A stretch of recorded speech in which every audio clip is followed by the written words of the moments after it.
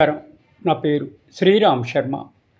భార్య పైన భర్త సెక్షన్ 9 హిందూ మ్యారేజ్ యాక్ట్ అనుసరించి, అంటే రెస్టిట్యూషన్ ఆఫ్ కాంజుగల్ రైట్స్, అంటే కాపురం భర్తతో చేయమని ఫ్యామిలీ కోర్టులో పిటిషన్ పెడితే, ఫ్యామిలీ కోర్టు భార్యని సంసారం చేయాలి అని చెప్పి ఆదేశించిన తర్వాత, అయినా కూడా భార్య ఫ్యామిలీ కోర్టు ఇచ్చిన ఆదేశాలను అమలుపరచకుండా భర్తతో కాపురం చేయకపోతే, సదరు భార్య సెక్షన్ 125 సిఆర్పిసిని అనుసరించి మెయింటెనెన్స్ అడిగే హక్కును కోల్పోతుందా?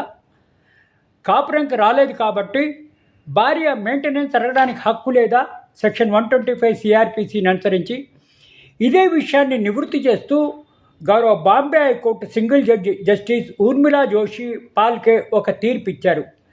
ఇట్లా సెక్షన్ 9 హిందూ మ్యారేజ్ యాక్ట్ ప్రకారము కాపురం చేయమని ఫ్యామిలీ కోర్టు ఆదేశించినా కూడా ఫ్యామిలీ కోర్టుకి ఆదేశాలను అమలుపరచకుండా భార్య కాపురం చెయ్యకపోయినా కూడా 125 సిఆర్పిసిని అనుసరించి మెయింటెనెన్స్ను కోరే హక్కు ఉంది. ఆ హక్కు కోల్పోదు. కాపురం నేను చెయ్యను కాబట్టే 125 సిఆర్పిసిని అనుసరించి మెయింటెనెన్స్ ఇవ్వడానికి వీల్లేదు అని అనడానికి వీల్లేదు అని బాంబే హైకోర్టు ఈ తీర్పు చెప్పడం జరిగింది. ఈ బాంబే హైకోర్టు ఇచ్చిన తీర్పు ద్వారా తెలిసేదేంటి?